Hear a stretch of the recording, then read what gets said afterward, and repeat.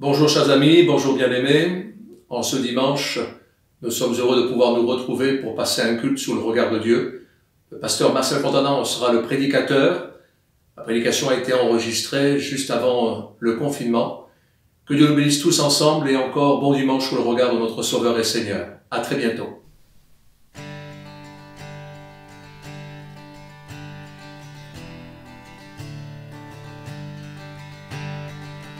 Qui suis-je pour que le roi des cieux ouvre ses bras?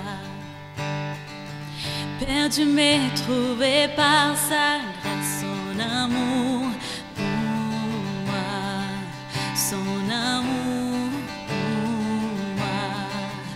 Il m'a libéré, m'a dette payée. Je suis enfant de Dieu, je suis à lui. Il m'a racheté à la croix, grâce à son âme. J'étais esclave du péché, mais il m'a sauvé. Jésus m'a sauvé. Il m'a libéré, ma dette est payée. Je suis enfant de Dieu, je suis à lui.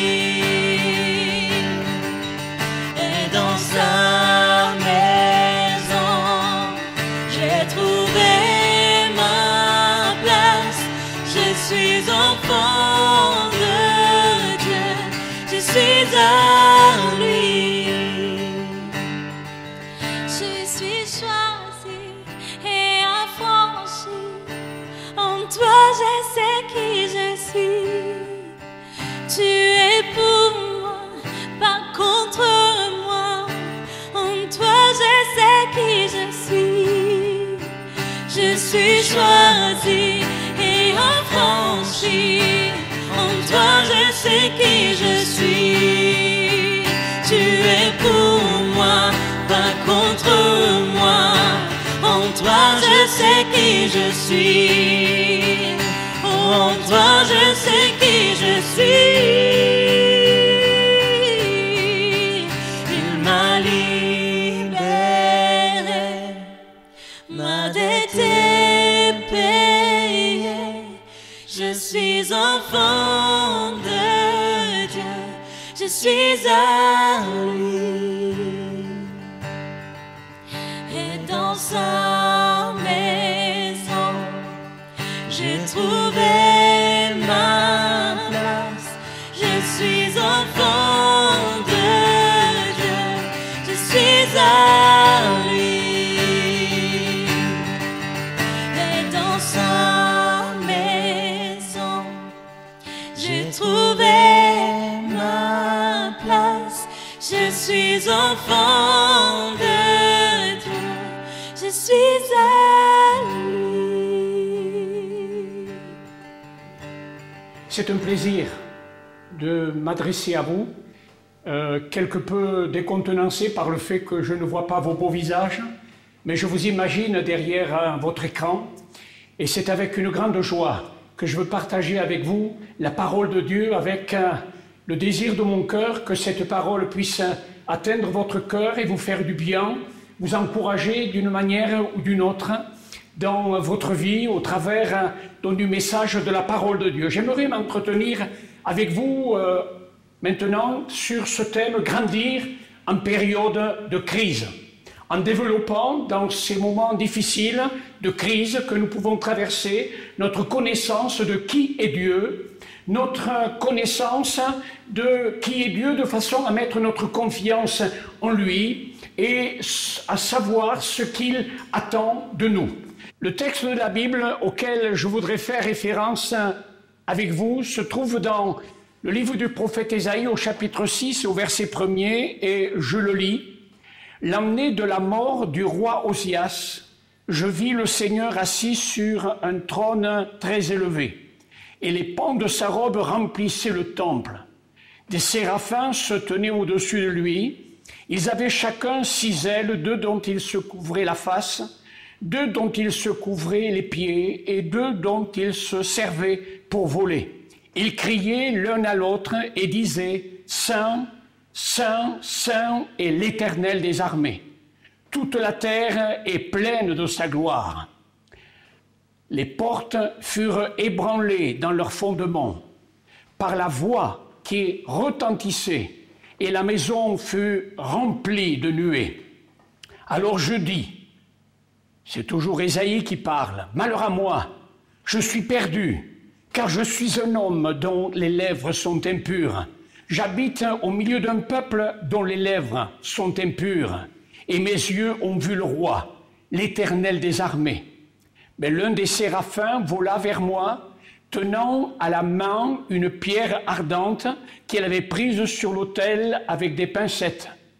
Il en toucha ma bouche et dit, « Ceci a touché tes lèvres, ton iniquité est enlevée et ton péché est expié. » Voilà les paroles au travers desquelles je voudrais donc m'entretenir avec vous.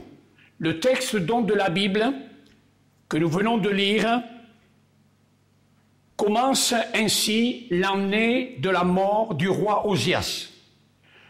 Ce qui pourrait paraître ici comme un détail de l'histoire nous aide à comprendre le contexte et nous éclaire sur les raisons profondes qui poussèrent Ésaïe à chercher Dieu d'une manière intime.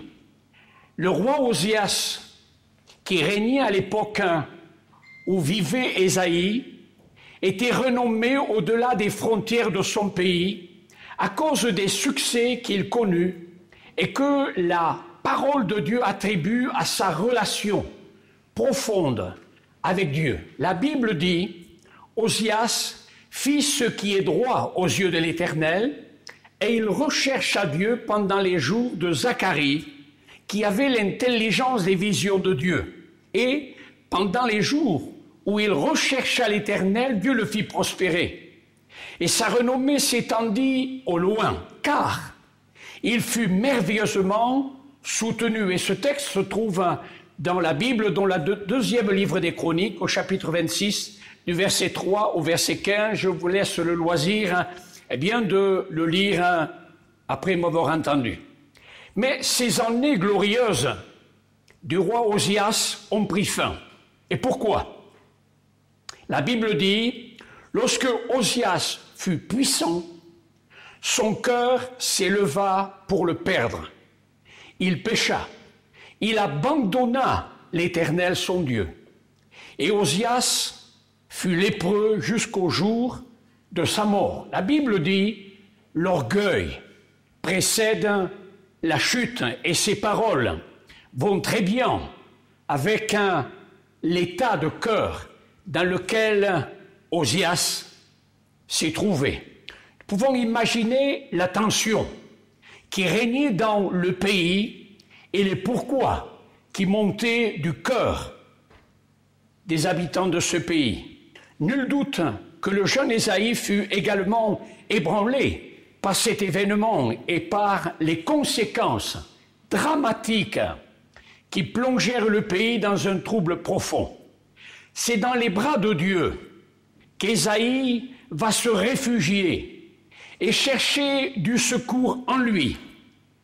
Et à ses cris, à sa prière, le ciel s'ouvrit.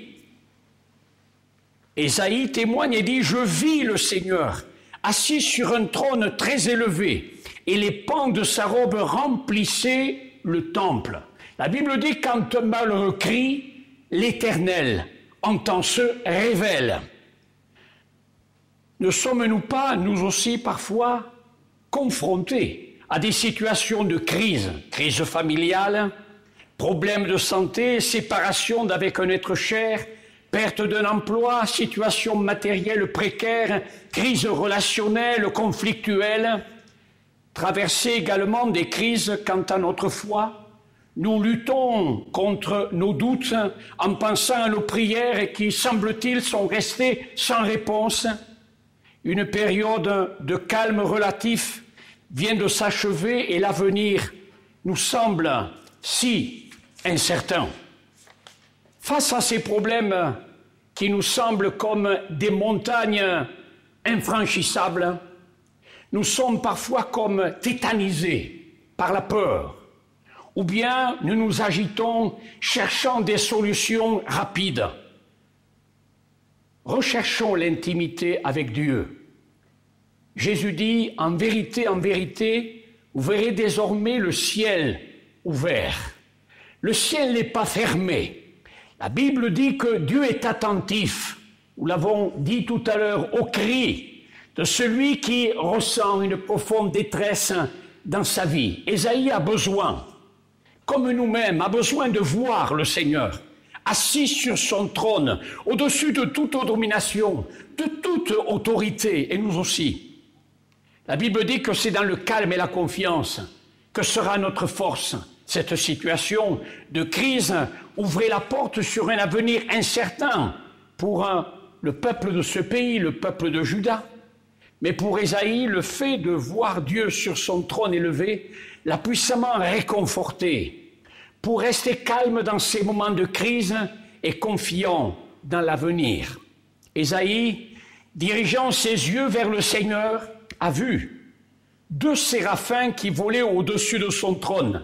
Il les entendait s'interpeller l'un l'autre, disant « Saint, Saint, Saint est l'Éternel des armées. Toute la terre est pleine de sa gloire. » Dieu a des attributs merveilleux. Il est amour, il est bon, il est fidèle, il est tout-puissant. Mais le seul de ses attributs qui soit répété 3 fois est celui-ci, il est saint. Cette révélation de la sainteté de Dieu brise profondément le cœur d'Ésaïe. Et il s'écrie « Malheur à moi, car je suis perdu, car je suis un homme aux lèvres impures. » Les situations de crise sont dans les mains du Seigneur des moyens de nous réveiller de nos routines religieuses, pour nous aider à comprendre les vraies priorités. La Bible dit « Heureux ceux qui ont le cœur pur, car ils verront Dieu. » Dieu à l'œuvre dans leur vie. Peut-être y a-t-il quelque chose à corriger en nous. Peut-être avons-nous besoin de prendre conscience d'impureté cachée dans notre cœur quelque part. Apprenons à écouter et à croire dans la puissance de la grâce de Dieu. Parce que si Dieu est un Dieu juste et saint, la Bible nous dit qu'il est un Dieu de grâce. Voilà pourquoi je reprends ces versets que j'ai lus tout à l'heure. Et l'un des séraphins vola vers moi. Il avait en sa main un charbon ardent qu'il avait pris sur l'autel avec des pincettes.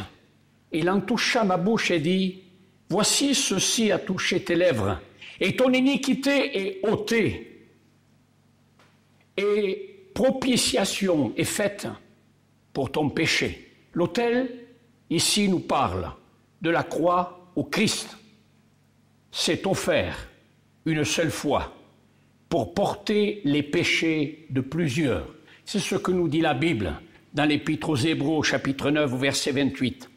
Je suis certain qu'Ésaïe n'a jamais oublié ce moment douloureux, cette expérience douloureuse où il a pris conscience de l'état réel, profond de son cœur, car au-delà des apparences, Dieu regarde à notre cœur.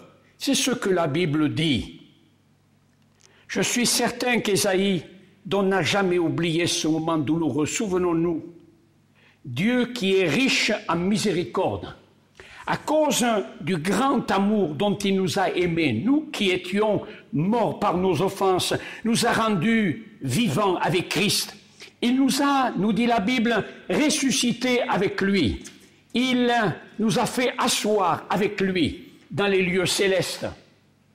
Lorsqu'Ésaïe a répondu après avoir reçu par la foi l'assurance que le mal dont il avait été rendu conscient et qui était en lui avait été ôté par la grâce de Dieu, Ésaïe répond à Dieu qui l'appelle. Il lui dit « Me voici, envoie-moi ». À quoi s'attendait-il Ésaïe? Le Seigneur ne lui a pas demandé « Que voudrais-tu faire ?» Il lui a dit « Va et dis à ce peuple ». Quand nous disons à Dieu « Me voici » pour te servir, ce n'est pas pour que Dieu fasse ce qui nous fait plaisir, mais pour que Dieu fasse en nous et au travers de nous les œuvres qu'il a préparées d'avance afin que nous les accomplissions. Et Ésaïe a reçu ici une direction et un service particulier, certes, un service difficile, mais servir Dieu n'est jamais facile, parce que nous nous trouvons là sur un terrain qui n'est pas un terrain humain. Certes, il est bien d'avoir des capacités humaines, des connaissances humaines, mais dans l'œuvre de Dieu, pour faire l'œuvre de Dieu, il faut autre chose que des qualités humaines. Il faut d'abord être soumis à Dieu. Et Ésaïe s'est soumis à Dieu en lui disant « Me voici, envoie-moi » ou « Me voici, fais au travers de ma vie ce que tu veux, envoie-moi là où tu veux, pour faire ce que tu veux. » Et Ésaïe a reçu dans cette direction un service difficile. Le peuple auquel il devait s'adresser était réfractaire, insensible à la voix de Dieu. Lorsqu'il a été envoyé, Ésaïe a demandé « Jusqu'à quand, Seigneur, m'appelles-tu à faire ce que tu me demandes de faire ?»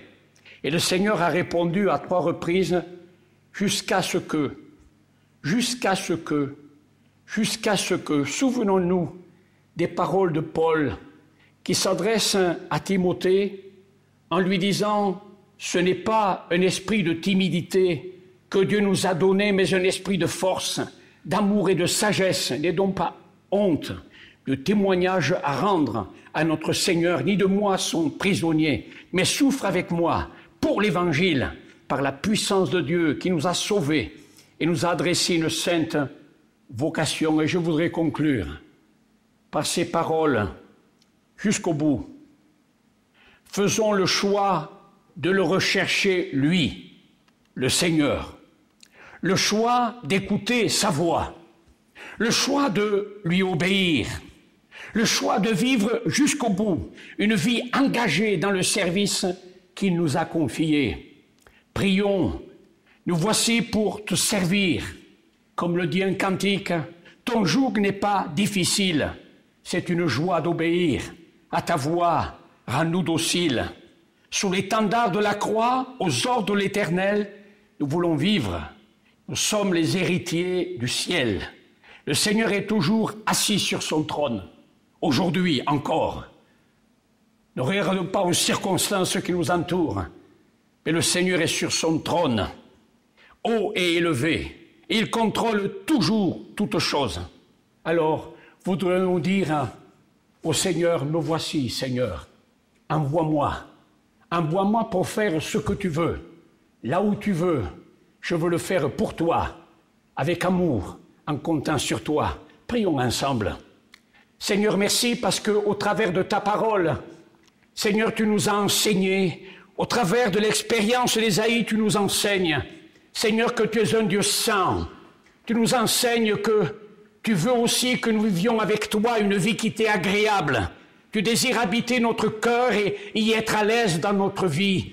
Tu désires te servir de nous et tu désires que nous te donnions toute notre vie et ce, non pas une période de notre temps, mais te donner toute notre vie pour que tu en sois le Seigneur, pour que tu en sois le berger, pour que tu sois celui qui dirige notre vie dans ce qui est bon, agréable et parfait.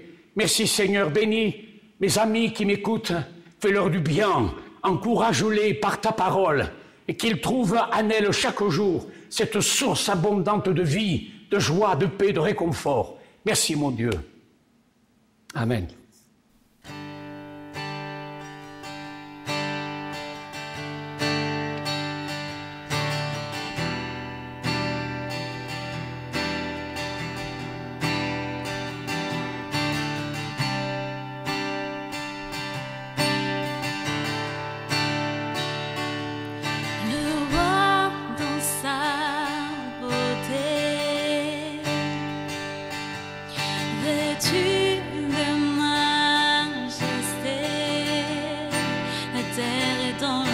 joie, la terre est dans la joie. Sa gloire resplendit, l'obscurité s'enfuit au son de sa voix, au son de sa voix. Combien Dieu est grand, chantons-le combien Dieu est grand, et tous verront combien Dieu est grand.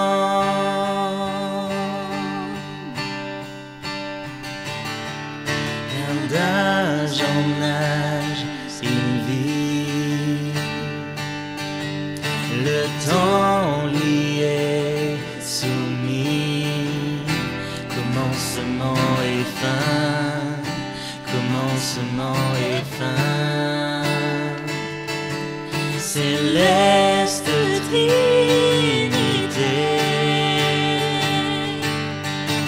Dieu d'éternité, il est l'agneau divin, il est l'agneau divin. Combien Dieu est grand, chantons-le combien Dieu est grand, et tous verront combien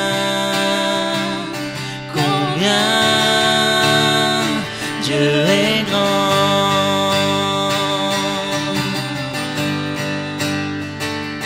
Combien Dieu est grand, chantons-le combien Dieu est grand, et tous verront combien Dieu est grand. De tout mon être, alors s'élève un chant. Dieu tout-puissant, que tu es grand. De tout mon être, alors s'élève un chant. Dieu tout-puissant, que tu es grand.